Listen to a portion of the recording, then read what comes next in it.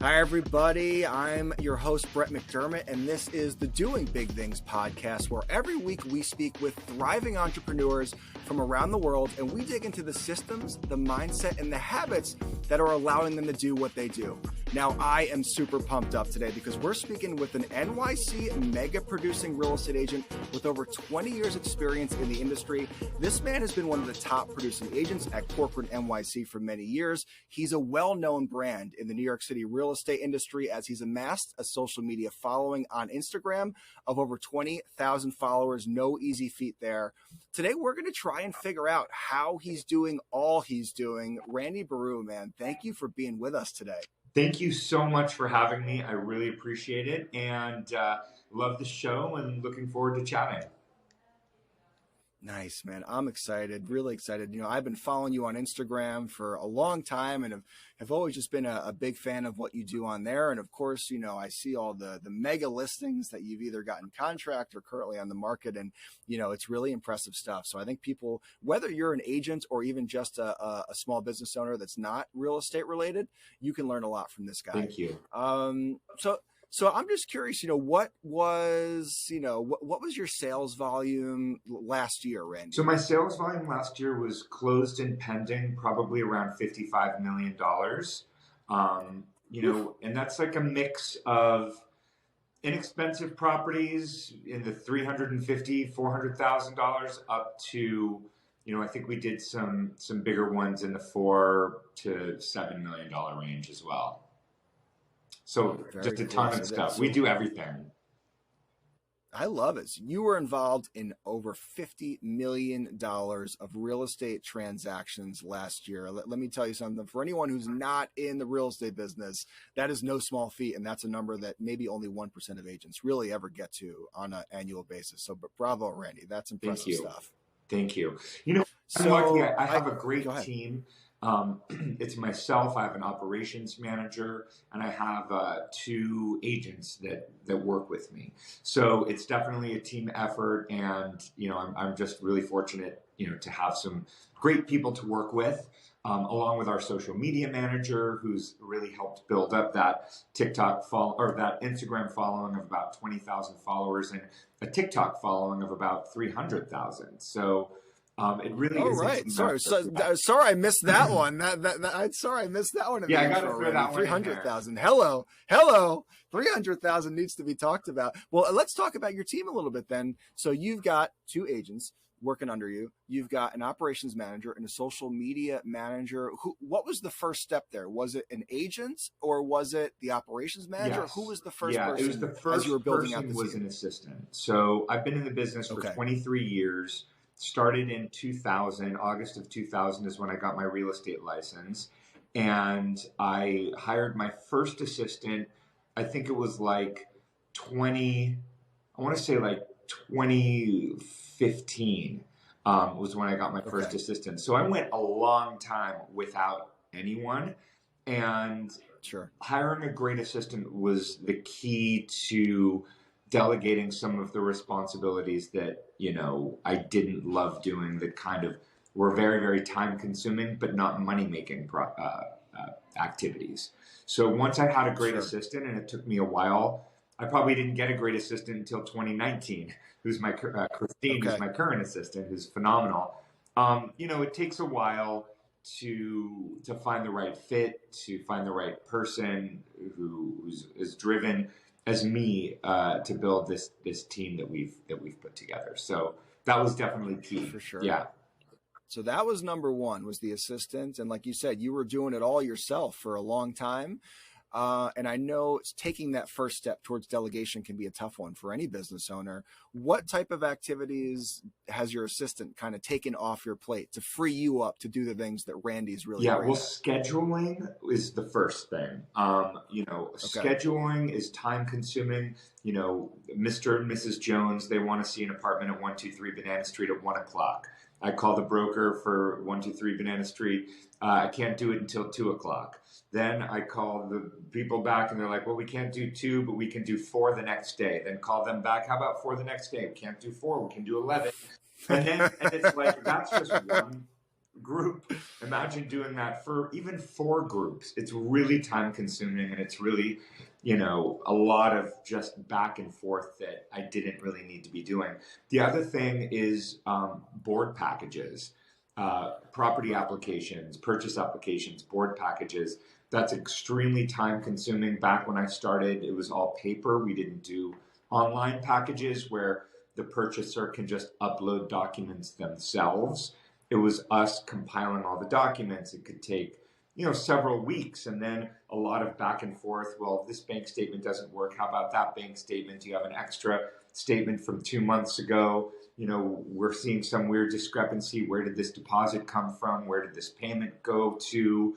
A lot of back and forth. So my assistant really takes, again, those were 2 of the first things, all of the applications, all of the scheduling, writing the listing descriptions. That is also pretty time consuming. I've started to use ChatGPT to help out with the listing descriptions. And I have actually, someone just interviewed me from Business Insider. So there's an article coming out about how I use ChatGPT. But it's, anything, those activities are not me building my business, bringing in an income. It's mostly keeping things going. So really anything that actually didn't put money in my pocket, it goes to my assistants or my buyer's agents. I also have a marketing assistant who just started today, working on Canva, putting together marketing pieces, helping manage our marketing calendar. Working on, my assistant, she puts together profit and loss statements. She manages all my deals. It's my job to build the business, to be out there hunting for business, for buyers, sellers, renters, investors, to be meeting with people on the phone, and then doing the showings. I love doing showings. A lot of brokers eventually don't do showings. I personally need to get out of the office at some point during the day.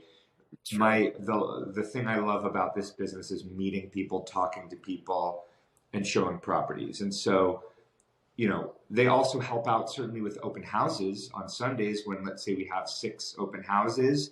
I can't be in 6 places at once. I even may have buyers that I need to show around that day. So delegating some of these things puts more time on my plate to do more business building activities, and also to create a better work-life balance as well. Yeah, I love all that. And that is so helpful for people to hear who maybe are considering making that first hire, but they're a little hesitant because they feel like they can do everything the best and they don't want to, really give anyone else a shot. But it sounds like you finding that great assistant really helped you to enter that next level of revenue and send your business into the next 100%. I mean, it took a coach. I do coaching through Tom Ferry, and it took my business coach to really help explain how businesses are run to me. It took a lot of times before I actually understood it. And, the money that goes to my assistant is an investment in my business. And it allows me to create a more stable business, a more predictable business, a business with systems in place that, we can rely on. When the market is going up or going down, we rely on these systems. And, I think a lot of brokers have this feast or famine mentality, and it's a hesitancy to say, okay, I'm making a commission. X amount is going to go run my business. X amount I'm putting away for taxes, and X amount I'm putting away for savings. It's like we don't get 100% of our commission. It sounds like we do. It sounds pretty, I got this big commission, but first, you got to take the money out for taxes. That's not even our money. That's Mr. Uncle Sam's money. And then it's like, you've got to figure out, okay, what do I need to put to my business? What do I need to put in my pocket to savings? And the stuff that I put towards my business, I don't touch. Again, that's not my money. That's money to help grow my business and help service everything that we're doing, from videos to photographs to paying the people that work under me, like our videographer or our social media or marketing manager. So those are super important roles. And, it wasn't until I really started to understand and look at this just as any other business in the world. that things really started exponentially growing. Nice. And boy, that's super helpful for anyone to hear, right? Because I think as an agent, sometimes you get that big commission check and you're like, I don't know when the next one's going to come. So, I'm not putting any of this back in the business. This is all but going then the towards next one's going to even take myself. longer to come. That's the thing. Unless you're feeding this little, creature that's your business, this living organism, it's not going to grow. It's not going to feel good. If you're saying, oh my God, I've got to put 100% of this into my paying off my credit cards, into paying my rent, into going out to a fancy meal or even not a fancy meal. It's like, any entrepreneur, until they're starting to make money, they're losing money. And you've got to kind of feed this business, and it's constantly demanding more. And you've got to kind of grow along with it. And so just having that mentality is, I think, you're going to have a more predictable income. You're not, you might, I still worry where the heck is the next listing going to come from. I worry about that every single day. Even though I've been doing this 23 years, I don't rest on my laurels and just think, yes, it's all going to just come in because I want it to. It still requires a lot of care and nurturing and all of that kind of stuff. But yeah, you've got to feed the beast. Yeah. Like you said, you have to keep feeding this machine if you expect it to grow and scale and give you back. Otherwise, it's just going to stagnate. You got to water the tree to get the apples. You know what I mean? And it's you've got to buy the mulch. You've got to. There's a lot of analogies, but it's like you've got to put money into it. Those were a couple good ones, though, Randy. Now, just curious, do you have like a specific percentage out of each commission check that you actually every single time put towards savings, put towards the business? I divide it up into thirds. I divide it up into thirds. Okay. I basically, what I do is I take 35 to 40% of every commission check and put that to taxes. 5% of every commission check before I even get it goes into my retirement, goes into my SEP IRA. And then I get like 95% of my commission check, and 35 to 40% is put in the tax account. I've come to get used to it, and I don't look at it as my money. I just put it in. I transfer it into that tax savings account because myself, like most real estate agents, I'm sure, you're hit with this huge freaking tax bill at the end of the year. If you're not paying or you're paying these huge estimated taxes or whatnot. And if you don't have that money saved up and think of it as not yours, it can get pretty freaky, The first time I had a really good year, I didn't save up for my taxes. I had a savings account, but I kept everything in one account. And I was like, oh God, now I have much less than I thought I had. So then I stopped doing that, and it encourages me to work more too. So 35 to 40% immediately is in the tax account. And then the rest is divided up between my business account, which if I'm left with a surplus at the end of the year, that's amazing.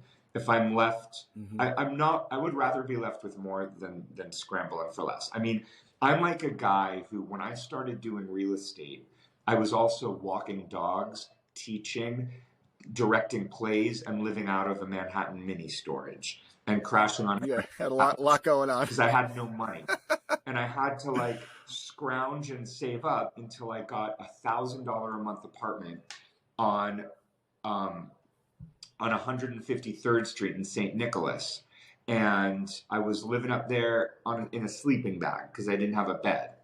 And then I rented so many apartments that I could afford a bed. And then a buddy of mine gave me his old disgusting couch. Another friend, I rented a truck and drove it up from 23rd Street. And that couch was nasty, but it was I needed a couch. So I still kind of look at myself in that same way. That's how I perceive the world, because we've been doing well for many, many years, knock on wood. At the same time, I didn't start out that way, and it's I'm always always looking out and hunting and stuff like that. And so, you know, I always want to make sure that I have a cushion is what I'm getting at. And so I put that money into my business account. If we're left with something over, usually we are a little bit, because I put a little extra in there. And then I take a bit out of my savings. And what I've been doing for the last like couple years is trying to buy like tiny little apartments with what I put in my savings outside of what I need to like pay my rent and you know, my kids' summer camp and whatnot. Right. Yeah. Of course. I mean, boy, that is really, really sound advice for any small business owner, right? Chop your fees up into thirds, take third of that, that's going to the tax man. Let's just put that away. A third of it is going back into the business so we can keep growing and scaling. And then a third goes into savings and investments. It's really that simple, but that's a sustainable model that small business owners can use to really have a plan financially, because so many people, if they're running small businesses, just don't have a plan. They've got one savings account. They're running everything out of that. And then when the tax man comes calling at the beginning of the next year, you go, oh, yeah. And myself, like many real estate professionals, we come from other industries, or like I came from the arts world. You know, I was I was an actor, a theater director, and I never took a business class, how to run a business.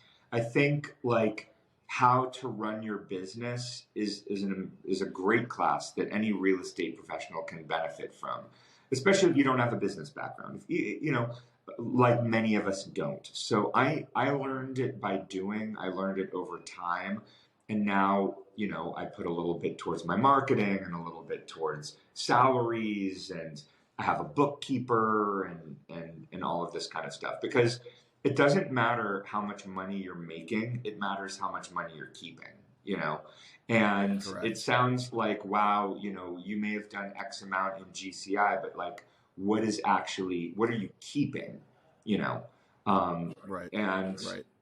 And I'm 52 years old, and I want to retire, not really retire, because I can't imagine, like in this business, you can always be doing deals, and deals are fun and like that. But it's like, you know, at a certain point, the hustle, it gets harder, just energy wise, you know, just constantly grinding and grinding and grinding. So you want to save up for your future, I think, no matter who you are or what you're doing. Yeah.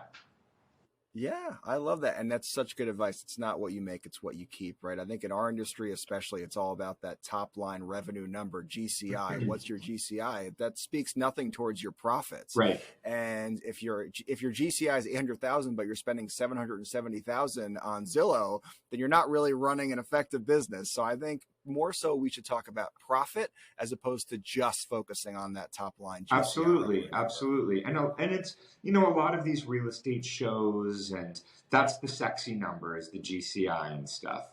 And, you know, they show real estate agents as, you know, wearing fancy suits and driving fancy cars and going to these parties and going to these penthouses and stuff like that. But, you know, a lot of these people, they don't end up with much money in their pocket.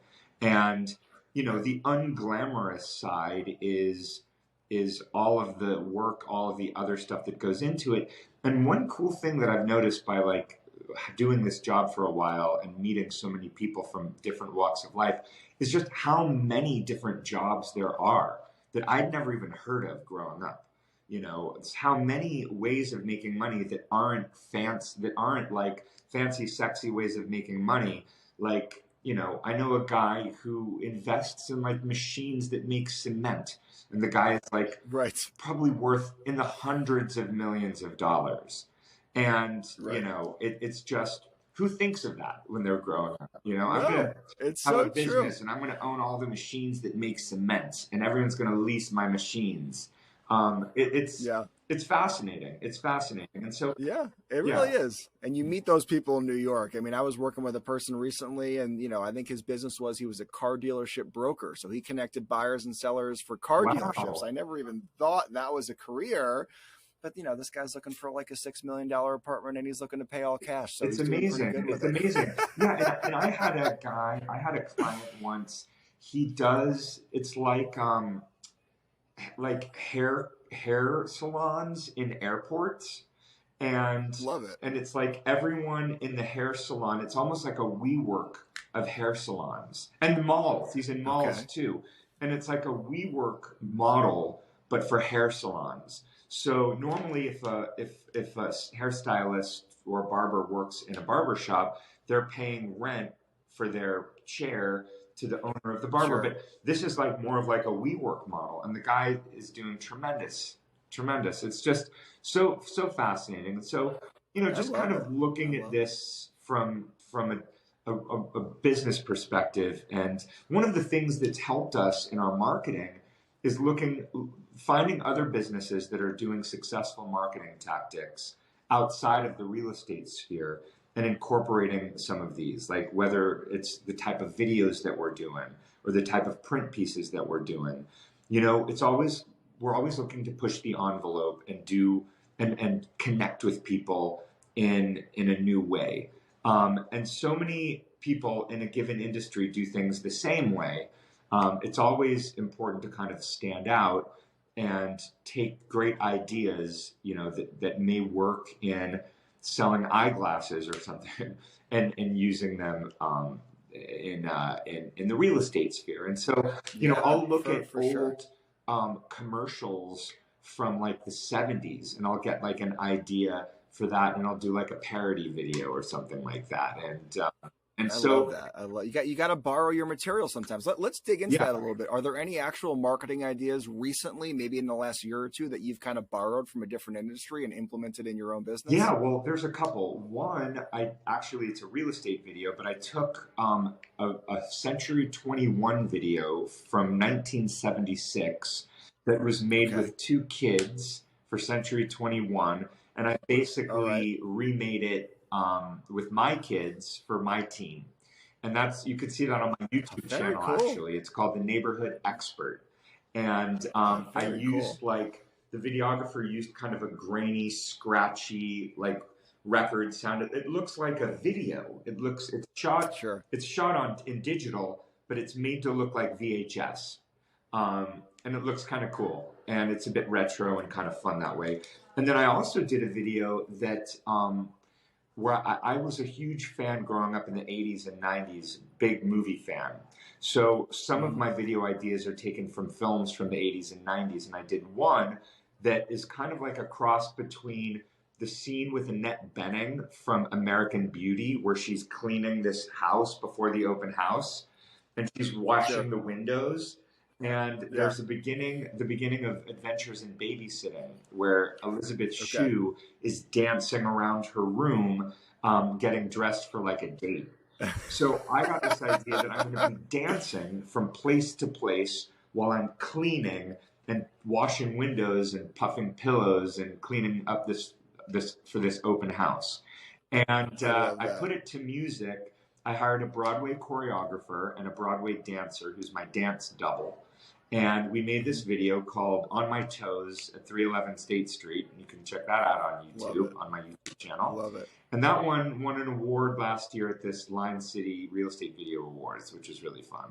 And it went viral. It has like maybe about 40,000 views. And it's really fun. So I encourage you to check it out. And everyone out there listening should check out Randy's social media platforms. I mean, he makes some of the most entertaining content that you're going to find in the real estate industry. You can tell he puts the time, the effort into it, and the finished product is always just really, really impressive. And I got to credit you, for that, Randy. You touched on, I think it was like 5 or 10 minutes ago, ChatGPT and how you're using it in your business. And it's something that a lot of small business owners are interested in right now. You seem to be someone who's always kind of on the cutting edge. You want to be involved in that new technology, leveraging what's out there to build your business. So how are you exactly using ChatGPT right now within the business? ChatGPT is great. I mean, we're using it to write our listing descriptions, our first draft of our listing descriptions, because we need to make it sound very consistent with our brand and look very consistent with our brand. But, I've noticed over the years, it's just like these consistent phrases for rooms, a gracious living room, or soaring ceilings, or whatever. It's all the same. I mean, I don't really read these listing descriptions. They're too boring for me. I'm sure that I have ADHD. I just want to look at the pictures and look at the money. And that's like, when I'm looking for a place, it's the pictures, it's the money, I know the cafes that it's next to. I can look and see if the ceilings look high or if there's light, sun flooded or not. You know what I mean? You could see. So that's just, but you've got to use these listing descriptions in a strategic way. So we use a lot of Google keywords in our listing descriptions, and we make sure that they're optimized for the way that Google pulls information to try to make our listings come up higher in a Google search, so that they're all SEO optimized or search engine optimized. Very cool. Right? So ChatGPT, you could type something in and you could say, write a listing description for 123 Banana Street, apartment number 4 in Cobble Hill, Brooklyn. It's near all of these things. It has, be sure to include stainless steel appliances. Be sure to include whatever all the name brands you're just going to list. It has a garden. It has 5 closets. It has a wood burning fireplace. It has 11-foot high ceilings. And it has a terrace. And then it'll write the whole thing for you. Just, you've got to Unreal. You could also say, write it in the style of Shakespeare, and it'll do it like Shakespeare. You could say, write it like, unbelievable. You just, the more specific that you are with it, but you're just telling it what to do. You don't need to write it. So you could just throw all the information out there, and then it'll write it for you. And I always have the address in the first and last sentences of every description. So I write, make sure the address is in the first and last sentence of the description. Make sure the first paragraph is about the living room and the dining room and the kitchen. Second paragraph are about the 3 bedrooms. Last paragraph is about the neighborhood. Boom. It'll write the whole thing for you. And then you're going to go in and tweak it and make it sound like you. The first time we did it, we didn't really tweak it that much. And the seller, we sent the listing description to the seller just to see how they would respond, and they came back with a ton of revisions. And we never get revisions on our listing descriptions. Nobody really cares that much, but we got a bunch of revisions. So we're like, oh yeah, the person could tell it wasn't really done right. And so since then, we basically will have the ChatGPT write the first draft, then we'll make the revisions to make it sound consistent with all of our other descriptions and make sure that everything is sounding good. And then, and it's just getting out that first draft could sometimes just take hours. Hours, and you're shaving that off the table completely, man. AI, powerful tool. Yeah, it's great. It's great. I think it's one thing that's, again, just taken hours off of our, freed up hours in our lives. Yeah, and not only the hours, it's all about the days of procrastination that I would put off of doing it.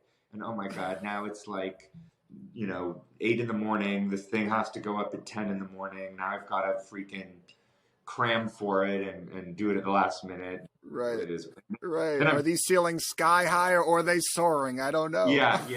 Jaw dropping views. It's all the same stuff. But the cool thing is then the ChatGPT might come up with other adjectives that you have never used before, and you don't need to look in a thesaurus or anything like that, because it's just drawn from the culmination of all human knowledge on the web.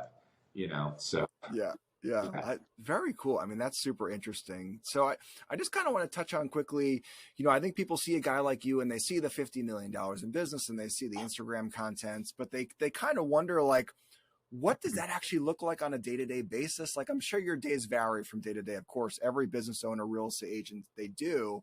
But do you try and stick to a general structure? And if so, what does your average day That's a great like? question. So I drop my kids off at school at 8:30 in the morning, hop on the subway. I'm in the office by 8:50, get my coffee, settle in. I make calls. I'm on the phone from 9 to 11.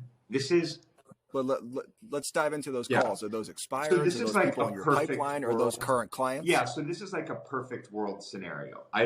I'm always, struggling to stay on task, just like everyone. But this is what is in my schedule, right? So the 2 hours worth of calls are talking to new people, talking to follow-ups from the previous day or week or whatnot, and talking to past clients and people in my sphere. So whether they're expired, are these always calls or or are they text No, messages or emails sometimes? calls. I try to do calls. Sometimes maybe I'll text if they're a past client or someone in my sphere. Sometimes I'll text if it's a follow-up call. But the people I've never talked to before, that could be like a building that I've sold in. That could be like a neighborhood that I have something going on in. Like, let's say I have a townhouse listing right now at 16 Strong Place in Cobble Hill, and I'll call like every single townhouse in the neighborhood just to say, hey, just to let you know, this is Randy calling from the Corcoran Group. I want to let you know about my new listing at 16 Strong Place. We have a lot of buyers interested. We're going to best and final. Wondering if you know anyone who might be interested in selling at some point this year. And so, that's then the next 2 hours. Usually around 11, then I'll write a couple handwritten notes to past clients. Because I think that, again, that I'm taking from my coach in a book called Ninja Selling, which I think is awesome. Sure. I'll write the handwritten notes to past clients or people in my sphere. Handwritten note can simply be like, hey, just thinking of you, all best wishes for a happy, healthy, and prosperous year ahead. Or it can be something along the lines of, I was just in your neighborhood and had a donut, like at that awesome new donut place next to your house, and wanted to let you know about it. It's great. It's just to touch base. And nobody writes handwritten notes anymore, and I think everybody likes getting a handwritten note. I mean, who wouldn't like getting a handwritten note? Nobody likes like postcards, but we send them out anyway. Definitely not. But a handwritten note, just thinking about you, is like a basic, easy thing that you can do in 5 minutes. So then I'll send out a couple of handwritten notes, and then I will answer all my emails that I didn't answer during the earlier part of the day. We'll have like usually we're chit-chatting with my team because we all sit near each other. But then that's also like a good time to be like talking to my teammates. Hey, how were your calls this morning? What objections did you overcome? And then it's, dealing with, then I'll go out to have lunch, and then I'll go out to do some showings if I have showing appointments. If I don't have showing appointments, I'll go back to more calls. Then I will try to do some business, running my business. Like, let's go over the marketing calendar for the next month. Let's film some content sometimes. That I'll do in the afternoon. Sometimes it'll just run my own real estate business. I'm in the process of buying an apartment, an investment property, and a second home, or just if I'm looking for a new investment of some kind, it'll be working on that. And then there you go. Now you're kind of at the end of the day, and it's 5 o'clock, and then I will go home and have dinner with the kids, or I do jujitsu, so I'll go to a jujitsu class, or I'll take my kid to his taekwondo class, and then we'll just have family time, 7:30 family time. And I put that in my schedule as well. Then it kind of all starts the next day. Yeah. Nice. So, I mean, that just shows that you have a structure that you, for the most part, do your best to stick to. And it allows you to have a great work-life balance. You've got that family time in the morning. You're dropping your kids off. You've got family time after work. I think some agents just work themselves to the bone 12 hours a day. Yeah. And the reason they have to do that is probably because they don't have that structure. They don't block off that 2 hours a day for phone calls, which is really going to keep the wheels turning on the business. And even like, my wife, she is a real estate finance attorney by trade. My father-in-law, he's in the real estate business as well. So my wife grew up around it. And it's like, I've been doing this now 23 years, and my phone is like part of my body. I've just got into the habit of living next to my phone. And so even when I'm out with my kids, there's not a time I just turn my phone off. Like, if it's understandable. If there's something that a client needs immediately, or someone on my team needs immediately, I'm always available. So that's just a habit I've gotten myself into. This job never ends. It is like a 7-day a week, all day, all night kind of a job. But, I think you can kind of do it in such a way that it's not like my kids, they know that when I'm paying attention to them, I'm paying attention to them, and we're playing and we're doing our thing. And then I'll get like an email, I'll be like, Daddy needs to just answer this really quickly. Then I'll just go back to them. I've gotten into a good rhythm, and it's never like when I'm with them, I'm only looking at my phone. You know, and that's another great reason to have an assistant, right? Because she gets all my texts. She gets, or not all my texts, but she gets all my emails. And if I get a text that's taking me too long to answer, and I'm with my kids and I know it's more of a complex answer, I'm going to say, hey, Christine, check out the email from Fred Smith. Can you please respond? And then there you go. So it's always a challenge, but that's just the business that we're in, you know. Yeah, it is. And boy, what a great structure, though, for any agent to take on. I mean, I think you hit it out of the park. Devote 2 hours to phone calls, write a couple handwritten notes, and then in the afternoon, we go on showings, we work on the business, and we film content. And if every agent stuck to that 3 out of 5 days during the work week, I bet they'd run a successful business. I agree. Absolutely.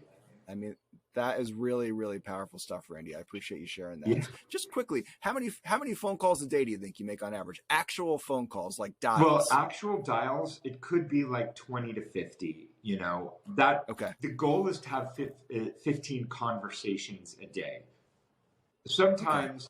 Whether that be new people, past clients, really anyone in the sphere. Yep. New people, old people, and follow-ups, basically, is the way that I think about it. And sometimes you need to even make, so sometimes those 50 calls, I might have 10 conversations, you know. You're pretty much guaranteed for those 5 old people, like, you know, people that you know, to have some sort of response. And that could be a text, because if it's, you know, John and Sally Smith, who I sold 123 Banana Street to last year, I send them a text, hey guys, just thinking about you, hope all is well, you know, please give me a ring if you need anything. It's just like touching base. That I could count as a conversation, because they know me, they're going to read my text, we have a good relationship. You can't really do that. You can't really count that as a conversation if it's someone you've never talked to before. You don't know if they're reading it. They could be throwing it away and stuff like that. So it's important. And then, you know, our business is so different every single day. You know, I could get some emergency happening at 10 a.m. that can then throw my calls off.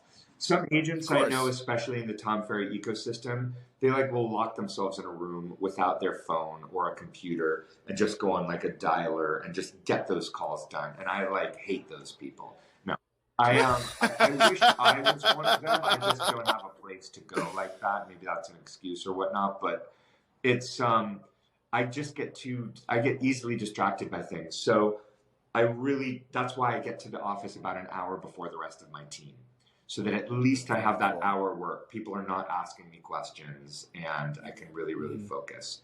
But I think with everybody, with anything, it's like a process.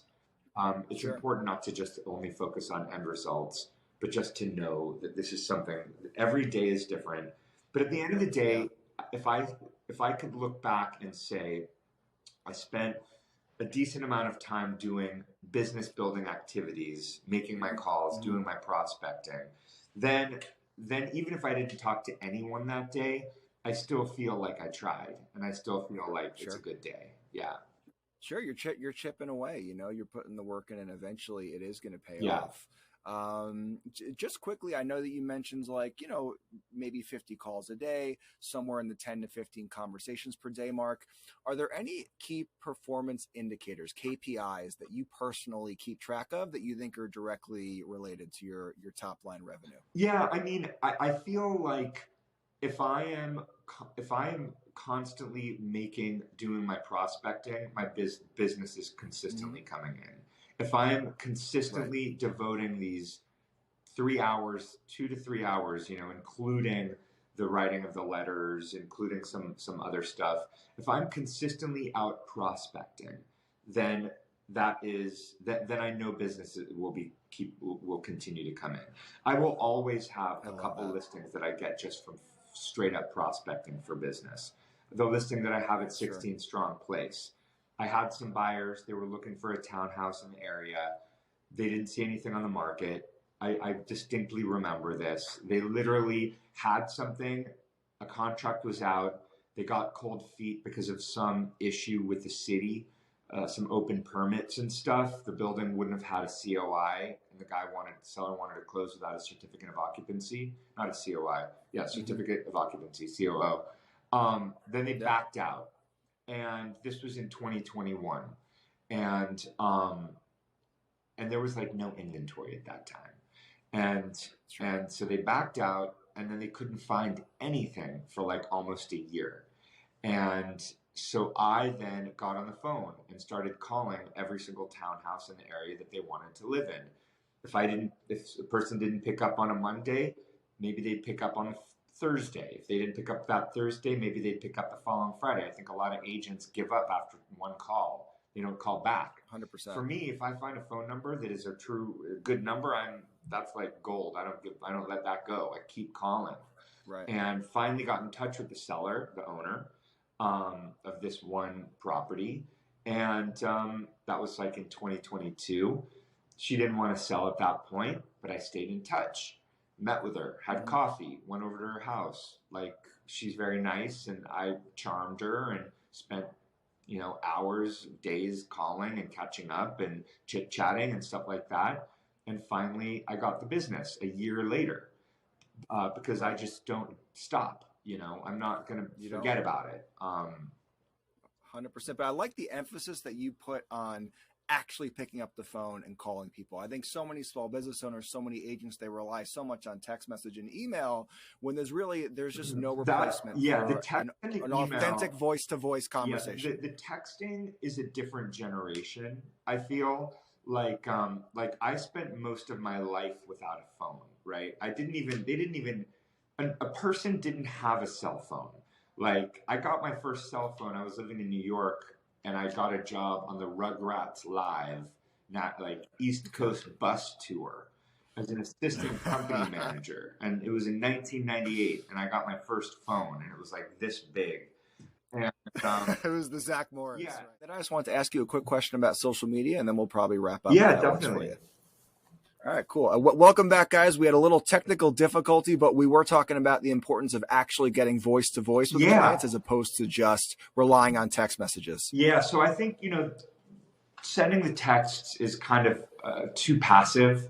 It's really important to get the person on the phone and to keep them on the phone and to create a connection with them while they're on the phone. It's not just making calls. It's really understanding scripts.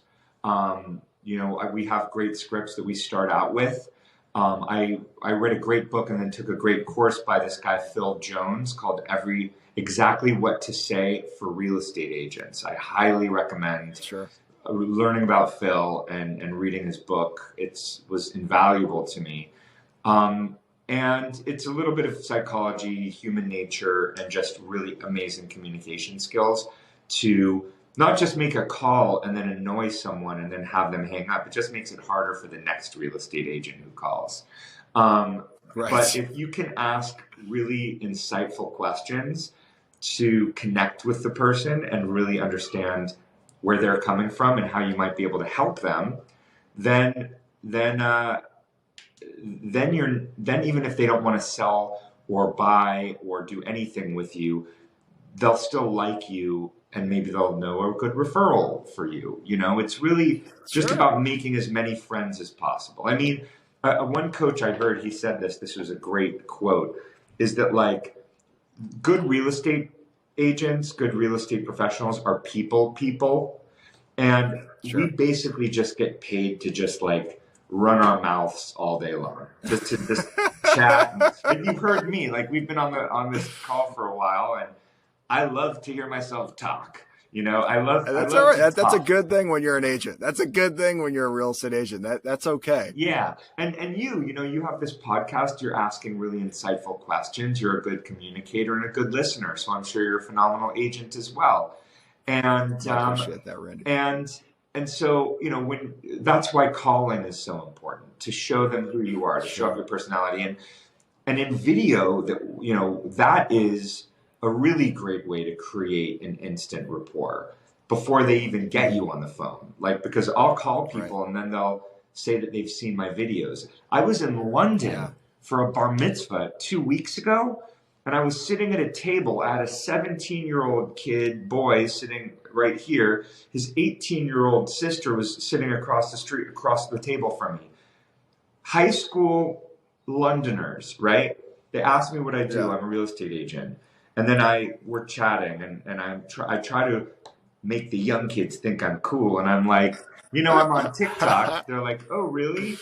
Like thinking, oh, this old guy's on TikTok. Oh, yeah, you're on TikTok. I was like, yeah, actually, I have 300,000 followers. And so they're like, oh, what's your handle? They look me up. Yeah. They both follow me on TikTok and have liked and shared my videos before. Well, this is the lifestyle of someone who's TikTok famous. And I think that's a great segue. And we got to touch on social media before we wrap up here, because, 20,000 Instagram followers, 300,000 TikTok followers is something that most small business owners want, but probably less than 1% will ever actually build. I mean, it's a really impressive feat that you've accomplished in the world of social media. So I want to just kind of dive down into the granular process, like the social media machine that you built. What does it look like? Where do the ideas come from? How often do you script and how often do you shoot content? So we shoot content. We actually we have something coming up, but we shoot content. I have a social media manager. She posts most of my stuff for me every single day. She's on a schedule. We use monday.com. To schedule all of our social media posts. That's what we have found works best for us. Got it. Things that I like to focus on and talk about here in New York generally tends to be around food, not just real estate, but neighborhood happenings, movies, books, theater, things like that. So I kind of lean into the things that I like and that I'm interested in and that I can connect with other people on and that I can discuss and know about. And so she posts for us. Then in addition, I usually go out with her like once a week, once every 2 weeks at the latest. And we go around and we'll either go around in a neighborhood and shoot some content there on her phone, or we'll go into some amazing properties and we'll do these video tours of crazily expensive apartments. I love it. And that's once a week or once every 2 weeks, you block off like a few hours? Yeah, like to 2 hours, shoot content? an hour to 2 hours. Yeah, I don't want to do too much because it's time consuming and I need to, do other activities. But, we'll shoot some trends and some tours and stuff. Then once a month, I'll do like a marathon video shoot where I'm with a video production company called the Real Estate Production Network, and we'll shoot, say, 3 neighborhood videos or 2 neighborhood videos. And I'll go to 2 neighborhoods or even 1 neighborhood sometimes, and we'll shoot like 5 locations, like maybe a couple restaurants, a cafe, some cool stores, a park where I'll just talk about my favorite things, Randy's top 5 things that he loves about Chelsea, or Randy's top 5 favorite things on the Lower East Side, or whatever. Sure. And then that's every other month. And then when I'm not doing that, and that's like just all day long. And we'll get like maybe 20 1-minute long videos, 15 to 20 1-minute long videos out of it. And we'll get maybe like 3 5-minute videos out of it. Each 5-minute video is broken apart into 5 or 6 1-minute videos. And so then the following month, I'll do like educational videos, and I'll talk about, how to buy a property in New York, how to sell a property in New York, what mortgage rates are going on right now, the difference between a co-op and a condo, what a board package is, what we use real estate attorneys for, educational stuff. And so then it's like in a month, we'll have generated a ton of content that is then parsed out over the course of a month. And it's just like constantly filming and constantly feeding all of this kind of stuff. There is the machine right there. So like every week or every 2 weeks, you're getting out there and filming for an hour or 2, but then every month or every other month, you're really doing like a full day of content shooting. And that allows you to keep feeding the social media beast, keep pumping out content to your audience, and building a massive following. Exactly. 300,000 followers on TikTok is pretty legit, Randy. Yeah. That is awesome. Yeah, it's pretty cool. I'd love to get to 500,000 at some point soon. It's much harder. They changed the algorithm. It's much more difficult to get a viral video these days than it used to be. I posted a video, I had between 50 and 100,000 views overnight. Now it takes a lot longer, and plus you have to do ads as well. Sure. Yeah, no, and I love talking to you guys who have these huge followings and listening to how you've done it. I had Alexander Zakaran on a couple weeks ago, and he's got a similar process to you. He puts the time in. He's got a social media manager he goes out and shoots with. There has to be a system in place. These types of followings don't just happen by accident.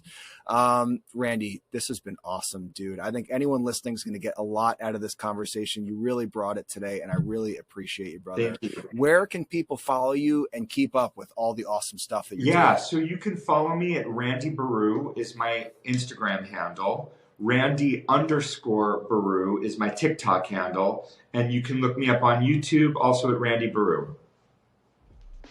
There it is. Randy Baruh all over the place. I mean, if you're on Instagram or TikTok and you like real estate, you've probably seen him already. But just in case you haven't, go find him, follow him. He makes fire content and you're going to love it. Guys, thank you for joining us today. I'm sure you got a lot out of this conversation just as I have. This has been Doing Big Things. We'll see you next week. And until then, get out there and do big things.